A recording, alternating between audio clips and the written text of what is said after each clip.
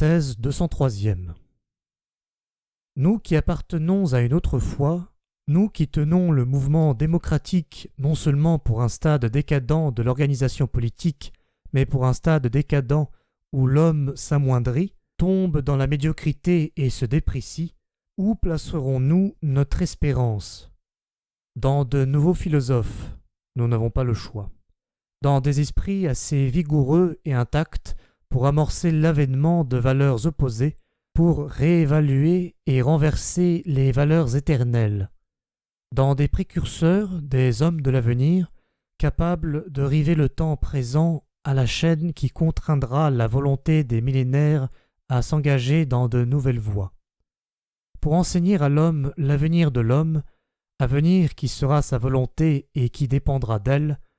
pour réaliser une grandiose entreprise d'éducation et de sélection et mettre fin par là à l'effroyable règne du non-sens et du hasard qui s'est appelé histoire jusqu'à présent, le non-sens du plus grand nombre n'en est que la plus récente expression.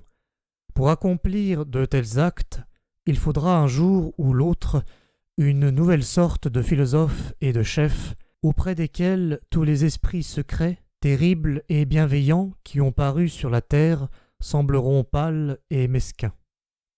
C'est la vision de tels chefs qui flotte devant nos yeux. Puis-je vous le dire tout haut, à vous, les esprits libres. Tantôt créer, tantôt utiliser les circonstances qui rendraient possible leur venue, explorer, éprouver les chemins qui conduiraient une âme à ce degré d'élévation et de fermeté où elle ressentirait la nécessité de telles tâches, forger, par un renversement des valeurs, des cœurs et des consciences d'airain, capables de porter le poids d'une pareille responsabilité, envisager, d'autre part, à la fois la nécessité de semblables chefs et le risque effrayant qu'ils viennent à manquer ou qu'ils échouent et dégénèrent, tels sont nos soucis et nos angoisses propres, vous le savez, libre esprit, telles sont les pensées lointaines qui sillonnent comme un orage le ciel de notre vie. Il est peu de douleur aussi poignante que d'avoir vu, deviné, pressenti comment un homme hors du commun a pu s'égarer et déchoir. Mais ceux qui ont le don peu répandu d'apercevoir le danger d'une déchéance générale de l'homme même,